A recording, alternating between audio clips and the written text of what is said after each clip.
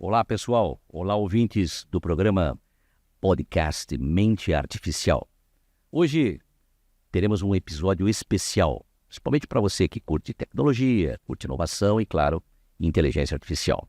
O tema de hoje é programação com inteligência artificial ou programação utilizando IA. Até indico esse livro aqui, tá? Tom Towley, uma boa leitura. Nosso convidado de hoje é um developer. Já vou explicar para você o que é um developer. Developer, no inglês, na gíria é também conhecido por dev. Ou seja, é o desenvolvedor, o cara que desenvolve o código, tá? Então, hoje um developer especializado em IA e que atua numa empresa hoje em Joinville que é referência em alguma desses setores. Vamos explorar como é que é a IA, quais os desafios, as ferramentas e o futuro dessa área. Seja muito bem-vindo, Cassiano. Muito obrigado, professor. Olá, pessoal, tudo bem? Certo? Bom, eu vou ler um currículo do Cassiano. Cassiano Ricardo Uri. Cassiano tem 16 anos na área de TI, sendo 14 anos trabalhando na área de desenvolvimento de software.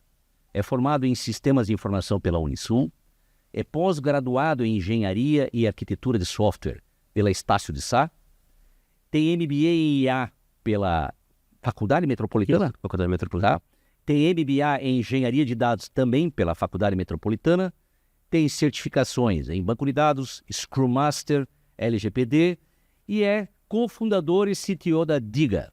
Deve ser uma startup. É isso, é uma startup. Tá? E é coordenador de software da TOTOS. Então, mais uma vez, Cassiano, seja bem-vindo. Então, vamos para o nosso primeiro bloco.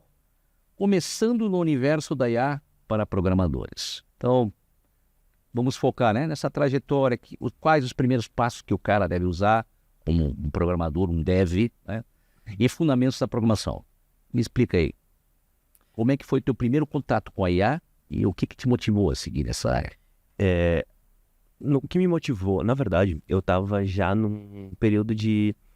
Sabe quando você está numa zona de conforto? Certo. Então, eu já estou há 10 anos na TOTOS ali, trabalhando com coordenação e tudo, e aí meu sócio, meu amigo, teve uma ideia. Montar essa startup com IA generativa para RH. Ele voltou para Joinville e me chamou para bater um papo. Certo. E quando fica aquela pulguinha atrás da orelha de... Eu nunca mexi com IA. Assim, a IA nós sabemos já que ela é antiga, mas eu nunca botei a mão dela, propriamente dita. E eu fiquei com essa pulguinha atrás da orelha.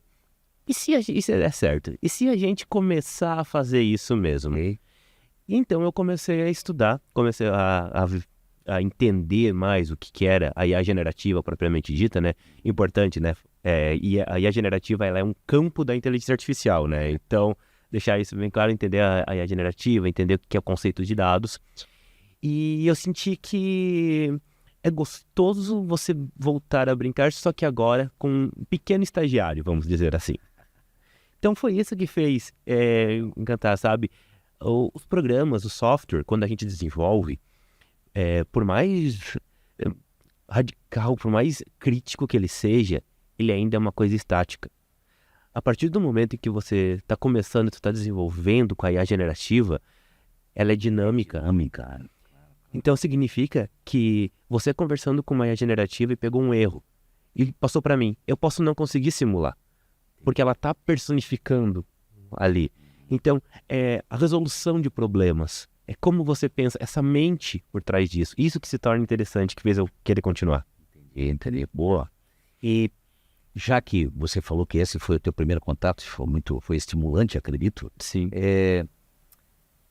Então, para o cara que está começando agora, um dev, mas ele está começando a pensar assim, puxa, eu quero usar IA. Então, que tipo de formação ou conhecimento técnico você considera que seja essencial para esse cara começar a programar com IA? Eu acho que a primeira coisa que em qualquer tecnologia é você entender ainda mais algo dinâmico. Porque que acontece? Eu posso chegar e falar, conversando como eu tinha batendo papo, o Python ainda domina, dizer assim, galera, estude Python, galera, estude R. Só que o que vai acontecer? Você vai aprender a programar, mas você não vai entender a dinâmica que é.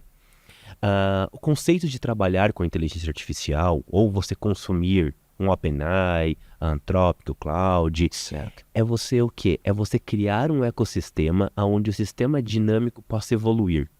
Então, assim, eu quero trabalhar, eu quero começar. Então, a primeira coisa é fazer assim, como que eu converso com ela? Certo. O básico, prompt, o script. A engenharia do prompt. A engenharia do Certo, prompt. certo. Porque o que vai acontecer? Quando você está programando, você vai lá, vai fazer uma requisição, você vai trazer os dados.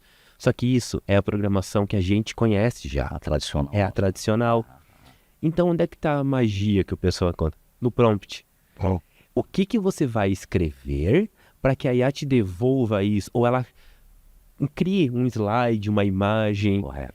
Então, começar a entender o que é o prompt. Entender quais são as diferenças. As técnicas para fazer um prompt legal para que se tenha uma resposta precisa. Isso mesmo. Porque quando você começa a conversar normal com ela, inclusive saiu... faz pouco tempo os dados da OpenAI dizendo que o ChatGPT estava começando a perder a imparcialidade. É mesmo. O porquê disso? Porque as pessoas começam a conversar normal com ele e ele acaba se adaptando. Então o teu ChatGPT vai pegando os teus gostos, Sim. vai pegando os teus dados, Ele grava o meu histórico. ele grava teu histórico O meu contexto, é verdade. e ele acaba então sendo mais suscetível e mais tendencioso ao seu lado Entendi. do que uma pesquisa mais seca. Então, a engenharia de prompt, as técnicas de prompt, porque num sistema você tem que garantir que ele vá continuar aquele padrão. Então, a primeira coisa, entender as técnicas como text, template, text. O que isso significa? Eu crio uma introdução dando o contexto. Você vai ser um desenvolvedor de software. Você vai usar a metodologia SMART. O template é o quê? Vai vir do teu software aí um currículo, vai vir do teu software um arquivo Tá. que vai usar como base, e a finalização, com base nos dados XPTO, você vai redigir. Então, entender, montar, para depois a gente passar para uma linguagem, para alguma coisa. A IA é aquela tecnologia que você precisa compreendê-la. Beleza. Aí vem aquela pergunta, você falou, por exemplo, o cara usa o Python. Então, eu vou pegar esse gancho do Python. Que linguagem de programação você utiliza hoje, nesse dia a dia com o IA? Aí vem aquela pergunta, o Python ainda é o rei? Sim. O Python ele é muito forte dentro da IA e dentro das áreas com próprio machine learning. Impressionante, né? Ele é, eu posso te dizer que ele é um canivete suíço. Exato. Eu vou te dar duas visões agora. Dentro da minha startup, o meu programa principal, o meu software principal, ele é todo em Python. E por que assim e tudo mais? Porque o que acontece? O meu tempo de programação para produção, ele é muito rápido pela versatilidade. Correto. Ou seja, eu posso subir apenas uma classe como um bloco do software inteiro.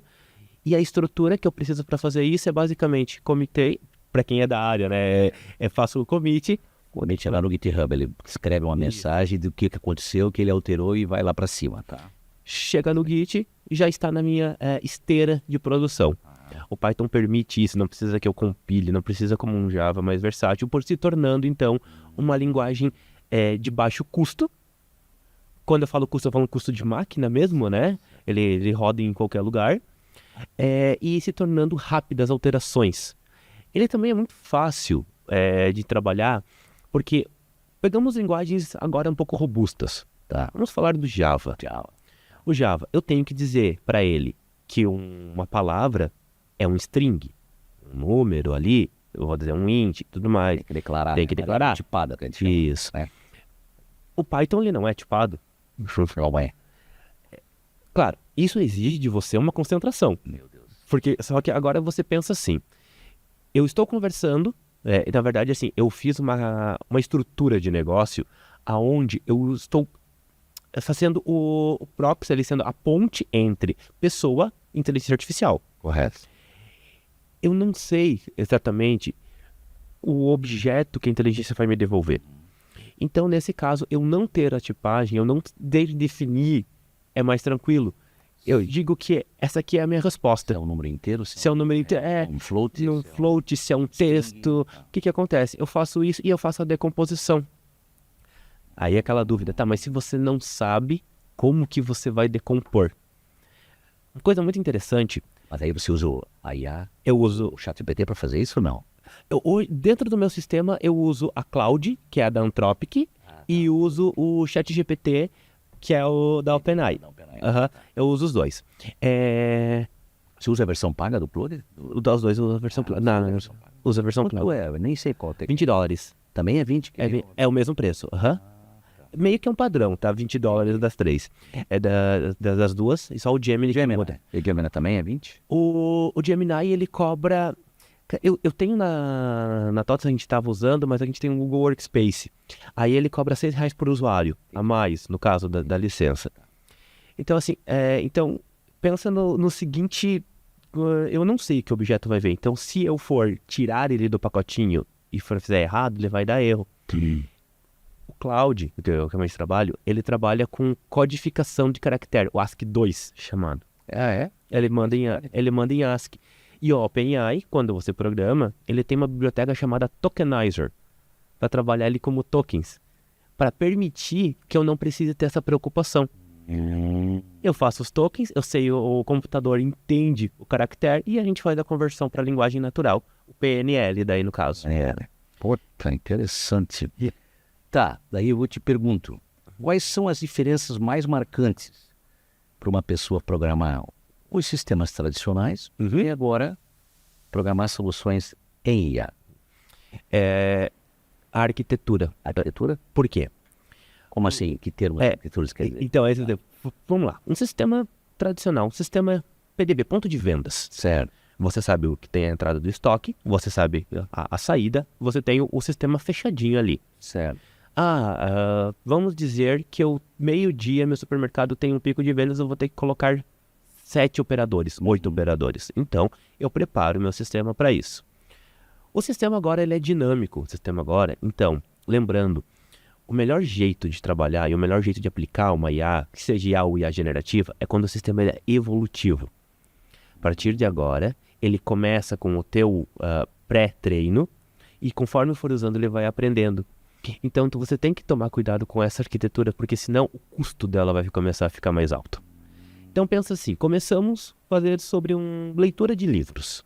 Tá. Você tem 5 livros em casa. Tu colocou esses 5 livros na tua IA, ela começou a ler. Aí, num belo dia, tu está conversando com ela, ela está aprendendo teus gostos, tudo, e ela começa a te sugerir livros diferentes e você vai aceitando. E você vai colocando mais livros lá. Agora, o teu contexto, o teu inicial, já não são mais 5, são 10, são 20. Correto. Então, toda vez que ela vai buscar o contexto inicial, ela não busca em 5 arquivos, ela já busca em 10. Ela vai acumulando a informação. E com isso, ela vai inflando. Ela vai ficando mais inteligente. Em compensação, o custo operacional disso começa a aumentar. Sim. Então, quando a gente pensa em inteligência artificial, né, nesse quesito, a gente tem essa preocupação de reduzir o custo. Que daí vem as técnicas de treinamento. Eu faço scripts prontos aonde ele procura antes do script para depois ir para IA, banco chave-valor aonde eu tenho tag que ele faz com dicionário de dados, tipo um dicionário de dados, basicamente hoje, para antes de ele bater na IA, ele já tem a precisão para que o prompt seja o mais certeiro possível. E aí entra prompts dinâmicos com templates. Esses templates eu monto e mando você monta os templates? Aí você monta os templates. Dentro da minha startup, que a gente trabalha com RH, a gente tem mais ou menos 8, 9 templates e conforme for a tua conversa, ele vai alterando para que a IA se direcione. Na TOTUS já é usado em vários setores que tem. Dentro do meu time, a gente está começando um projeto de acessibilidade usando o Whisper da chat da OpenAI, que é o quê? O objetivo dele é que você consiga falar com o sistema e abrir o aplicativo. Então, porque baixa visibilidade é um tema complicado. Até por questão de, como é que chama? As pessoas que têm problema de usabilidade, não, como é que se chama isso? Existe a programação para pessoas que têm problema de eficiência. Sim, faltando a palavra. Tem o ECG da TOTUS ali, que faz isso daí. Que faz isso. Então, como a gente teve alguns pedidos, a gente começou a focar e pensar nisso.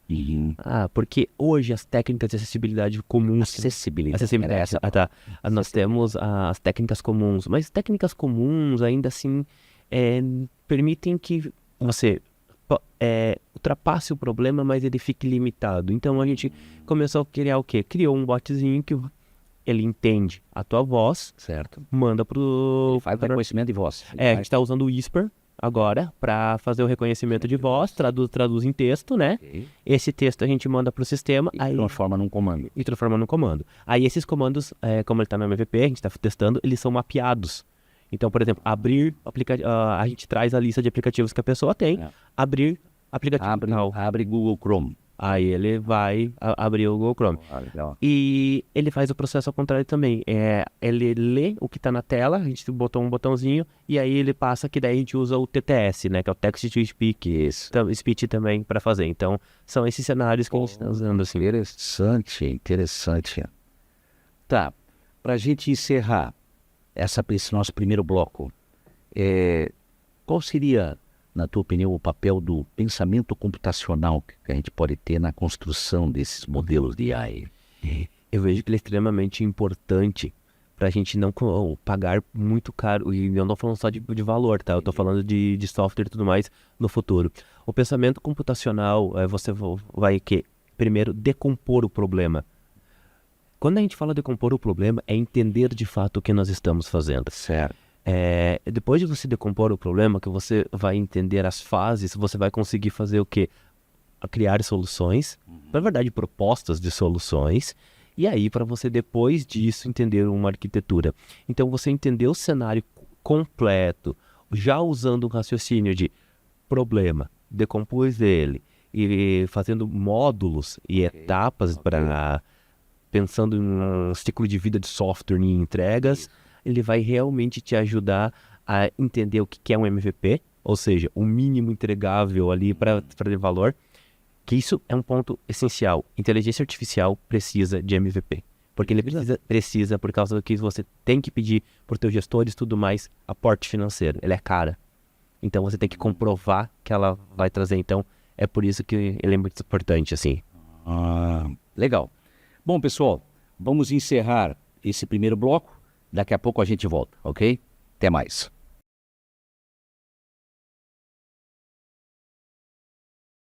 Olá, agora estou com vocês de segunda a sexta, às 19h45, aí na TV da cidade, com a palavra final.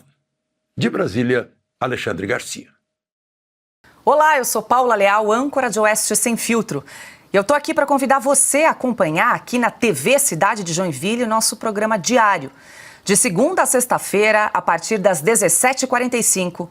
Eu espero você junto com os meus parceiros de bancada. Ana Paula Henkel, Augusto Nunes, Alexandre Garcia, Adalberto Piotto, Silvio Navarro e Rodrigo Constantino. Você é nosso convidado. DVA, primeira representante em Santa Catarina da marca BYD. Líder mundial em vendas de veículos eletrificados. DVA BYD. O futuro já começou.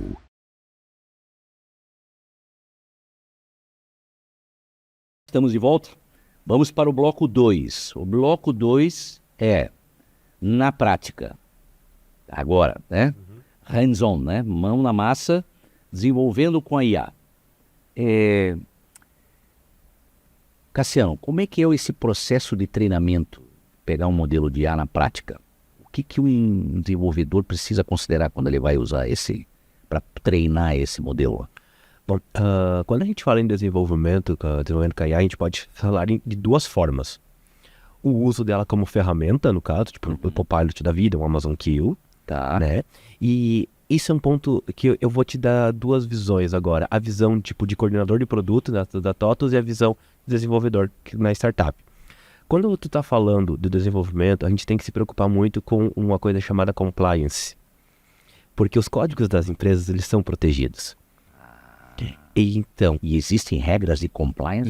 Cada empresa tem a sua. Antes de a gente conseguir fazer o uso dentro da TOTUS ali, a gente precisou passar por compliance, cuidar com o código protegido mesmo, para que ele não vazasse. Então, como coordenador, você tem essa preocupação de como você vai fazer para que fique ali. E como desenvolvedor, é exatamente a questão tá, beleza, o que ele vai me ajudar, o que ele vai fazer, por que eu tenho um carinha ali olhando, né? O lado técnico, né, do desenvolvimento, o pré-treino dele, se eu pegar uma ferramenta tipo um Copilot da vida, o pré-treino dele vai ser o teu código. Ele escaneia a tua IDE e aí ele consegue te ajudar dando dicas e práticas, sugestões. Código de coisa? Ele consegue fazer isso. Se bem que vou dizer que o uso que eu vejo mais, assim, tendo, é ele como um pesquisador.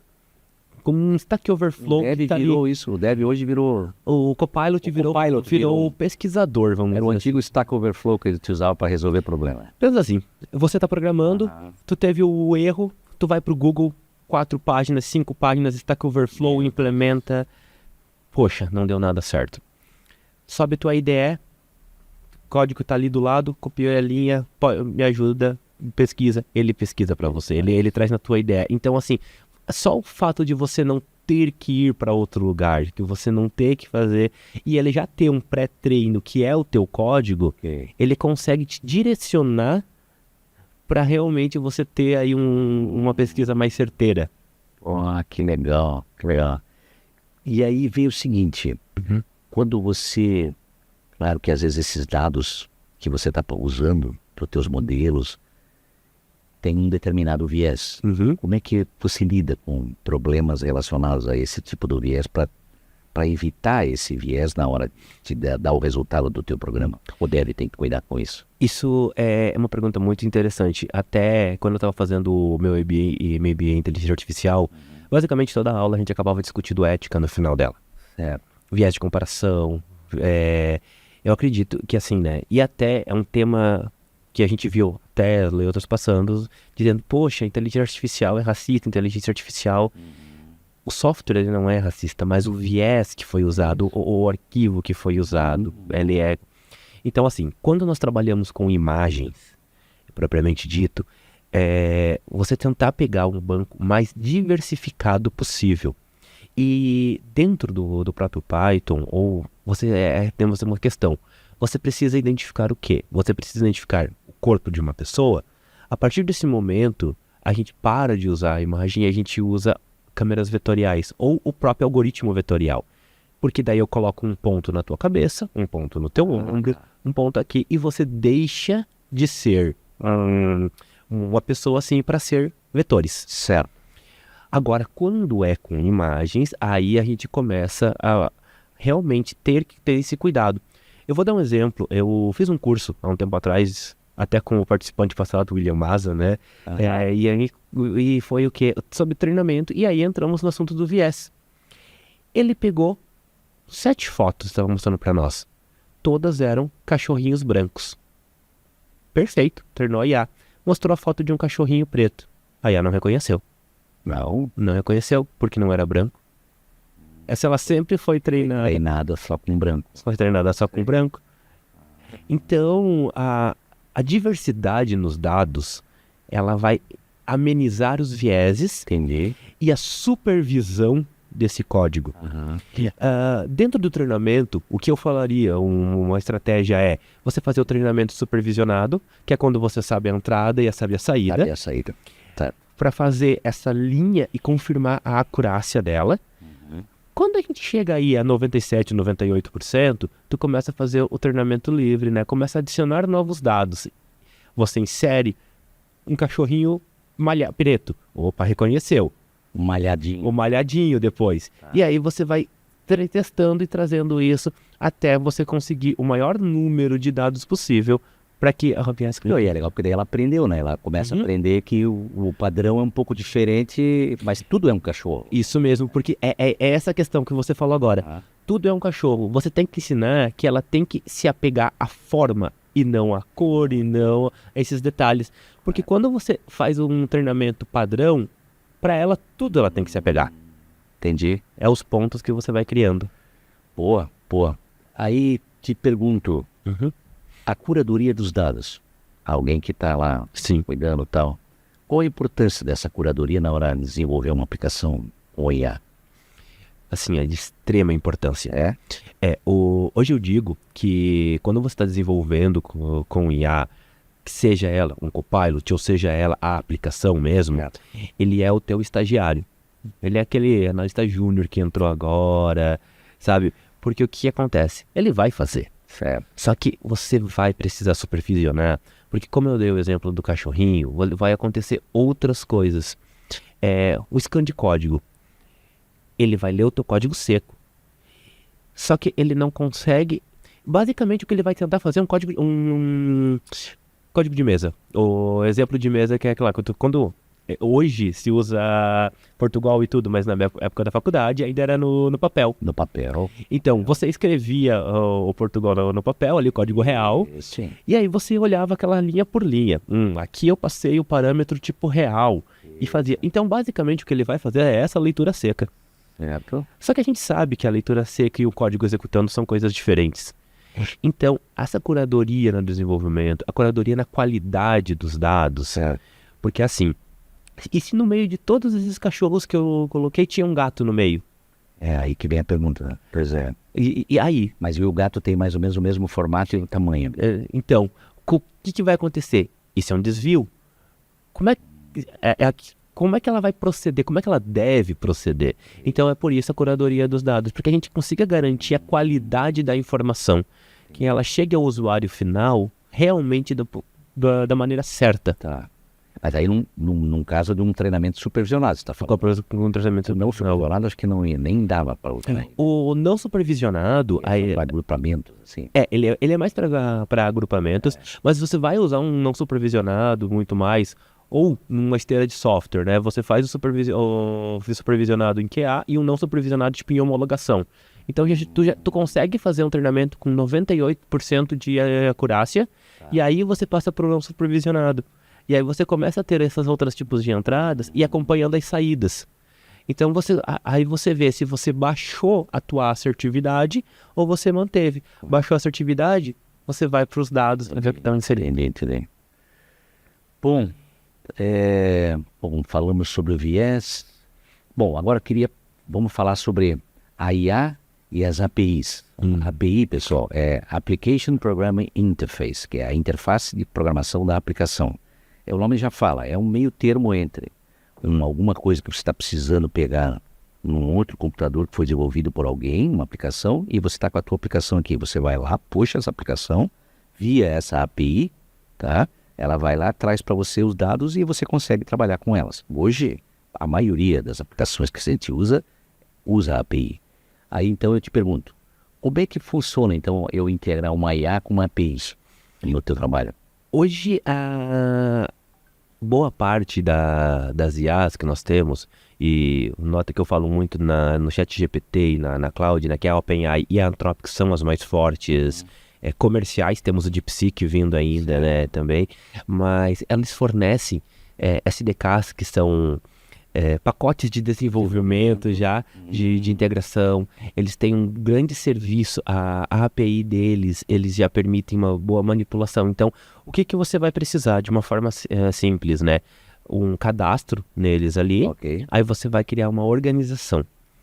Porque essa organização que você vai gerenciar, aí você vai gerenciar o que ela pode ler, o que ela não pode. Tu faz toda aquela parte de compliance na organização. Certo. E gera uma chave, uma API key, e aí você vai bater ali. Na OpenAI, eles chamam de completions. Completions. A completions, o que é? É o retorno da conversa. Ela vai continuando, sempre dando. E então, tu vai mandar a tua pergunta num formato, num JSON, dizendo assim, system. O que for dentro de system vai ser o prompt. O que for em user no cloud, human, coisa, é o texto que a pessoa mandou. Certo. E em alguns ainda, você consegue mandar um parâmetro extra para dar contexto e tudo mais, para fazer aquela memória por trás. É como se fosse uma marcação, assim, Isso mesmo. Um marcador, um tagzinho. É o tagzinho. Coloca outro tag. Até por isso que muitas das vezes o pessoal resolve algumas coisas com IA generativa e a gente comenta, não precisa. Isso um banco chave-valor, um dicionário de dados resolve porque é tagueado. Já é, né? E desde muito tempo atrás, a gente mapeia as coisas para usar. E as APIs usam o mesmo conceito. A diferença, então, é que daí ele vai reaproveitar isso para continuar a conversa. Entendi. Te pergunto, como é que a gente pode garantir que o modelo de IA que está em produção, ele continue funcionando bem com o passar do tempo? Rezando. Não, mas basicamente Senhor, nos ajuda. Mas basicamente o que a gente trabalha, né? Quando você trabalha com modelos de LLMs que vão conversar com o público, a gente trabalha com saídas, né? Com fallbacks. Então, por exemplo, você está conversando com, sei lá, a Cloud 3.7 e vamos dizer que teve uma sobrecarga de consultas. E às vezes eu não vou ter tempo hábil para isso. Eu mando para uma outra, ou para uma OpenAI, eu mando para o GPT, eu mando para alguma outra IA. Você faz isso? Na dica fácil. E tal. Sim. Até isso é porque há uma curadoria de IA com IA.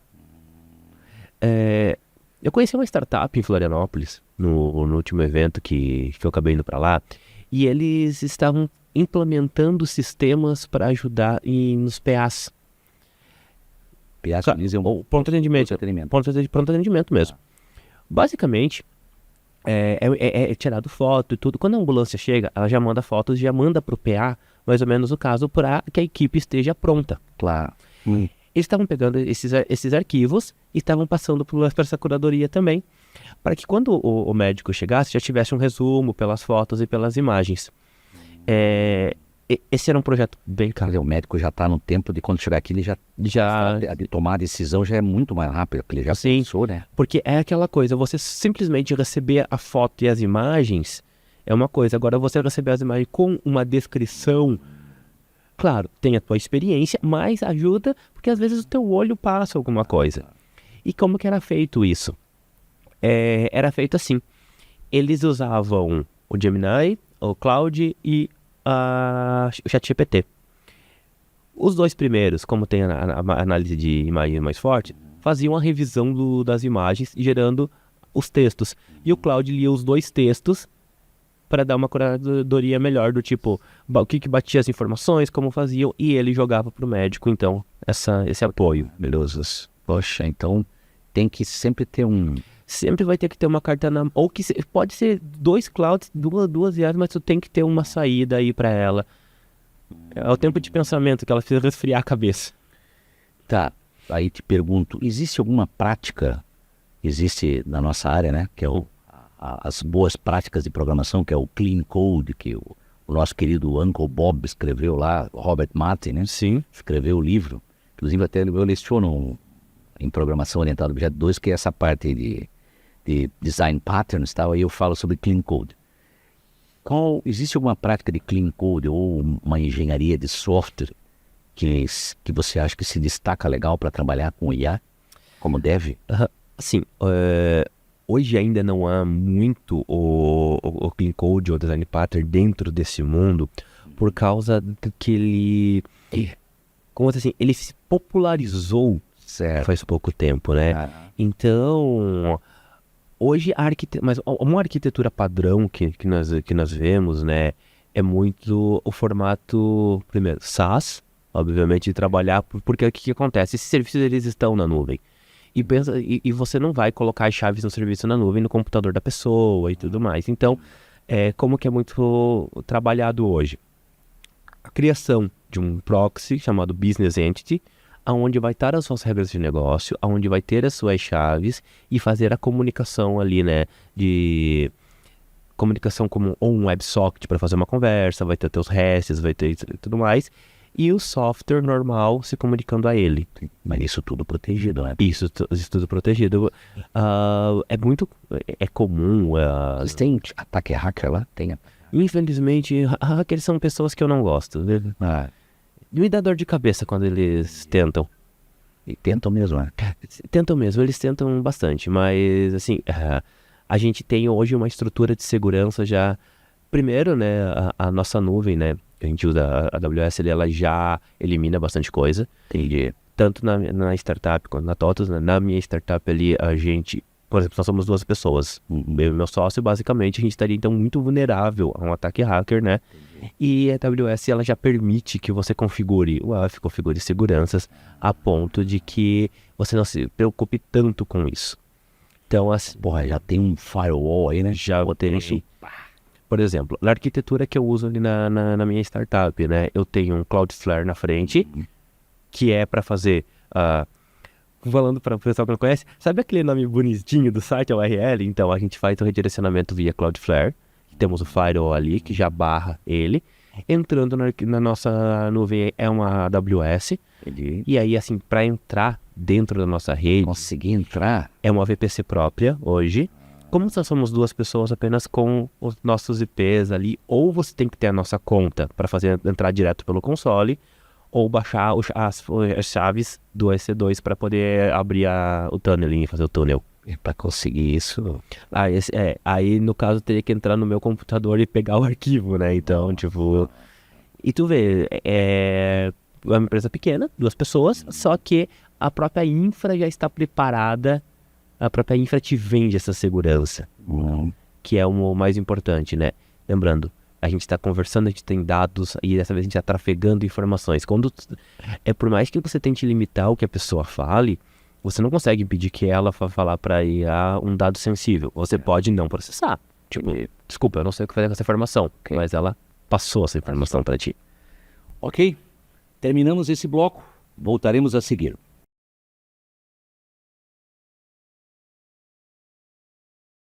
Olá, agora estou com vocês de segunda a sexta, às 19h45, aí na TV da Cidade, com a Palavra Final.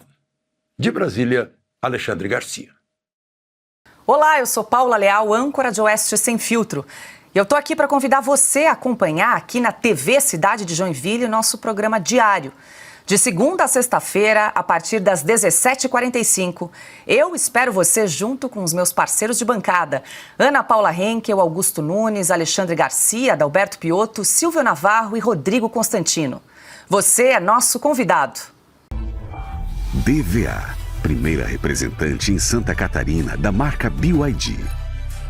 Líder mundial em vendas de veículos eletrificados. DVA BYD. O futuro já começou.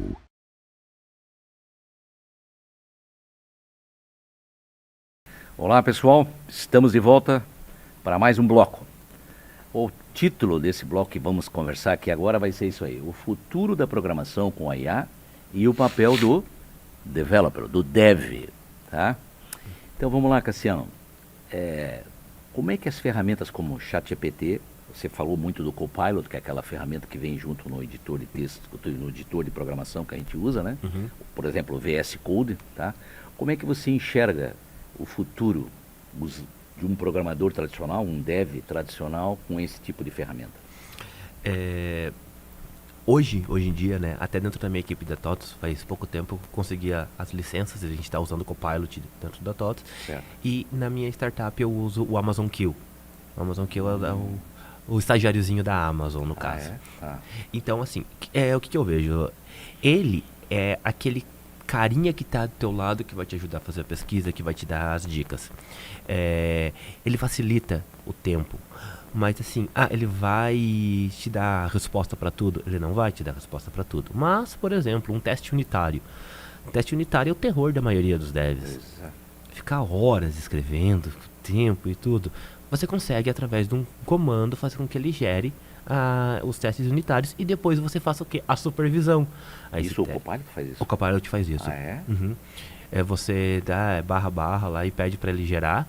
Você diz a classe que você quer, ele lê a classe e gera testes a partir daqueles métodos ali. São testes básicos, mas você vai supervisionar depois. Então, você criar a classe, criar toda a estrutura e depois fazer ainda a revisão, um dia de trabalho, vai.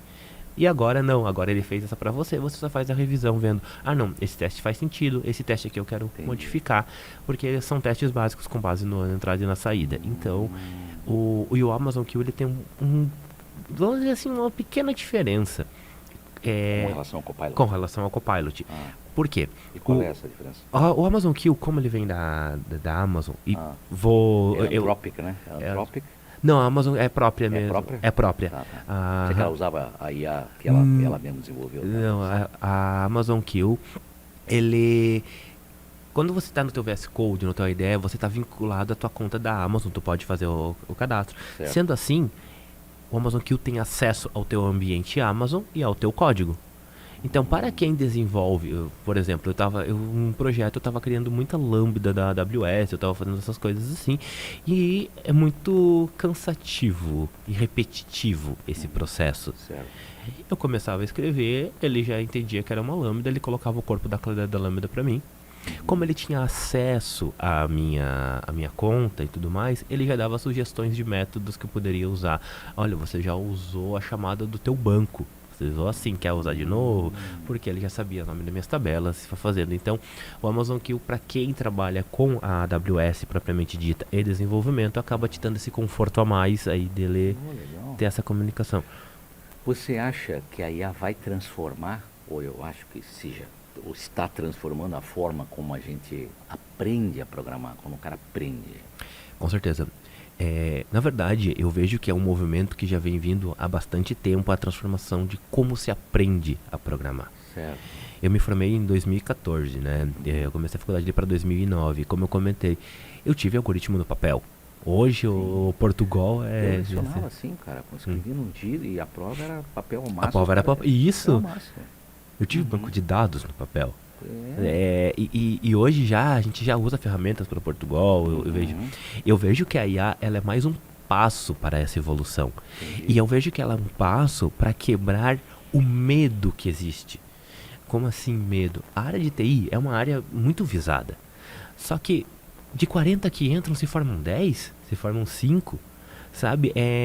Conforme a gente vai avançando, poucas pessoas continuam na área. Certo. Quando você entra em programação com estatística, programação avançada, quando você entra no próprio IA propriamente dita, rede neural, a galera começa a dar aquele desânimo. Entendi.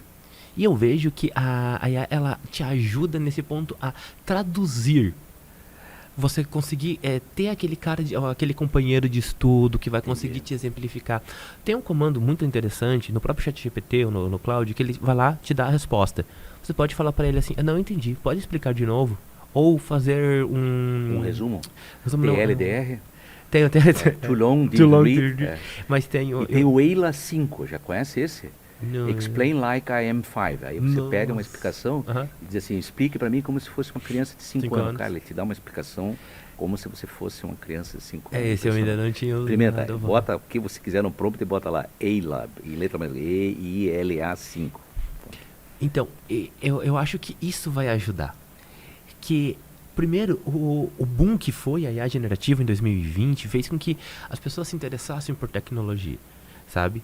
E eu acho... Desculpa, é ELI5, ELI5, é esse, perdão. Ah, não, Continua, beleza. Não, continua. Mas assim, então eu vejo, né, que ela já mudou a maneira com que as pessoas lidam com a tecnologia. Entendi. Antes, lançava um software novo, alguma coisa, aquele medo de usar. Hoje a galera tá usando o ChatGPT normal. Mas aí você acha que o cara que tá aprendendo a lógica, porra, o cara tem que introduzir o pensamento algoritmo. Você acha que ele tem que usar IA ou ainda não, né? Acho que ainda tem que ser a forma tradicional, né, cara? Senão ele não vai aprender. Então, aí vem a questão. Quando a gente fala de IA e o uso hoje dele em empresa, a gente já está falando de gente formada, né? Sim, o cara já o quê? Júnior, você acha que deve usar? Ou só pelo pleno e sênior? O júnior ele consegue usar, só que o júnior ele vai usar de uma ferramenta de uma maneira diferente. O pleno e o sênior ele já usa como uma curadoria e ele já consegue ter... curador. Que vem a minha outra pergunta. Ele já usa mais como um supervisor, ele está ali olhando e ele consegue focar no cargo analista de desenvolvimento, fazer uma análise do problema real. O Júnior ele usa como uma ferramenta de apoio, apoiar debug, apontar no pointer, apontar. Então muda o uso da ferramenta. Entendi. Mas para chegar a isso, tipo assim, você usar para tirar uma dúvida, para ajudar para fazer uma pesquisa é uma coisa, mas o pensamento, até numa das vezes que os alunos foram na Natal, me perguntaram sobre o imediatismo. E eu estava falando, a gente estava com um monte de especialista ali, nenhum tinha menos de 10 anos de casa. Certo. Então, aí você entende, tipo, o imediatismo não vai fazer com que você vire um especialista. A IA não vai fazer com que vire um especialista. Certo. Então, desenvolver o pensamento crítico, por isso que eu comentei, né? Quando tu perguntou o que eu achava importante para começar. Desenvolver o pensamento, entender. Certo. Aí vem, pegando o gancho dessa aí, o dev do futuro, o developer, né? O desenvolvedor do futuro. Ele será mais, daqui a um tempo, mais um curador de IA do que um programador linha a linha? O que você acha? Nós vamos ter vaga para os dois.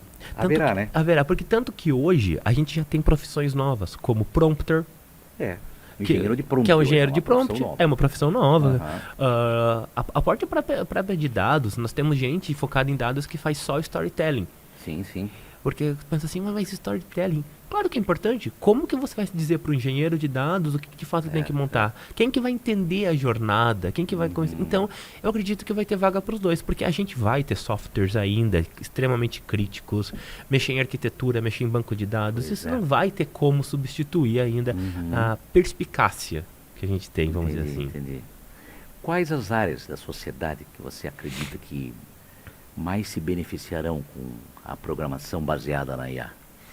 Olha, hoje eu vejo, a área áreas que assim, áreas textuais, como assim, direito. Tem muito material, né?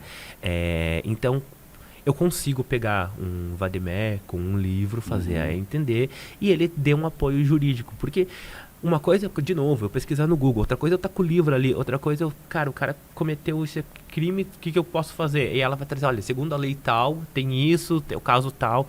Como tudo que tiver muita documentação vai fazer isso. O desenvolvimento, ele se beneficia na parte de apoio, porque assim, a gente cria as coisas. Então, por exemplo, eu tenho a documentação de um banco de dados, eu tenho a documentação XPTO, mas ainda assim eu uso aquela documentação para criar outra coisa. Entendi. Agora, o direito está ali, a lei, o preto no branco, a saúde eu vejo que ela pode ajudar, mas aí deixando bem claro, né, sempre com o olhar de a IA, ela é uma ferramenta de auxílio. Auxílio, pô. Claro. Também penso assim. Ela, como outras tecnologias que nós já tivemos, ela é mais uma e ela vai nos poupar, às vezes, de trabalhos repetitivos. Correto. Um desenvolvedor vai conseguir desenvolver. É essa a questão. Assim. Boa. E aí te pergunto, que papel você acha que a IA terá daqui a um tempo no desenvolvimento de software complexo, por exemplo, daqui a uns 10 anos? Olha, nós tivemos aí, eu esqueci agora o nome da IA, mas eles tentaram fazer uma IA full desenvolvimento, full desenvolvedora. Tentaram, não deu muito certo, assim, mas ela abriu, que escrevia o código, ela abriu o repositório para ti, se pudesse acessar o Git, como e tal, fazia. Commit, ela faz commit tudo? Eu tenho que ver certinho depois o nome, até depois eu te mando ali pra você ver. Não deu, não funcionou, não deu certo, né? Apesar de que a programação ela é lógica e tudo mais, ainda outros detalhes são importantes, né? Que assim, a gente usa o termo inteligência artificial, mas seria mais uma consciência artificial, vamos dizer assim. A inteligência, ela vem de um cérebro digital, ela não tem isso. Então, quando você olha para o futuro, eu acredito que ela vai evoluir ao lado do desenvolvedor, ao lado do programador. Coisas básicas ela vai conseguir fazer. Então, eu acredito que talvez o no-code evolua.